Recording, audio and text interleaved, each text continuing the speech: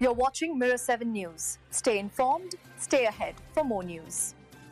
The spotlight coming into the game had already been shining uncomfortably on Mohamed Salah, who found himself on the bench again. By full time, it was Virgil van Dijk who found himself at the center of the conversation. At 34, Van Dijk has been such a towering presence for Liverpool for so many years that seeing him struggle feels almost surreal. Yet his dip in form was once again laid bare, especially during the moment that gave Sunderland their lead. That opening goal arrived in the 67th minute, and it was rooted in Van Dijk's own mistake. A loose touch, a poor clearance, and suddenly the ball was with Enzo Lefebvre, who slipped it wide to Kemsdean Talbi. Talbi's strike took a deflection off Van Dijk and drifted past Alisson, the kind of moment that summed up Liverpool's defensive unease throughout the match. Instead of stepping out aggressively, Van Dijk backed off, almost inviting the shot.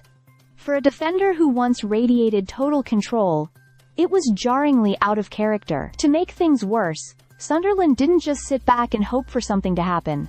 They were bold, direct, and full of beliefs. Players like Brian Brobby, Noah Siddiqui, and Lefebvre kept Liverpool's backline constantly uncomfortable. It truly felt like Sunderland arrived not merely to survive, but to compete. And they did exactly that.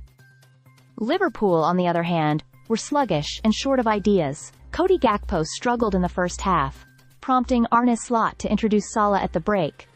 But even then, the spark never really arrived. Chances were scarce, passing was loose, and despite plenty of possession, threat was minimal. Liverpool's equalizer didn't come from flowing football either. It arrived late, in the 81st minute, when Florian Wirtz fired a shot that deflected off Nordi Mukiele and trickled into the net. Even the goal had that desperate, scrappy feeling. A team relying on fortune rather than structure.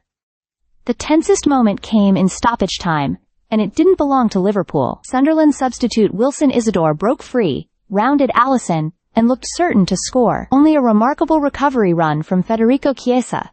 Yes, a forward sprinting the length of the pitch, kept Liverpool alive by clearing the ball off the line. By the end, the draw felt less like a point earned, and more like a narrow escape. Sunderland will feel they let a huge opportunity slip, while Liverpool are left confronting a harsh truth. Performances like this explain exactly why their title defense is fading fast. And for Van Dijk and Salah, whose brilliance once defined this era of Liverpool dominance, the questions are only getting louder. Stay subscribed for more videos.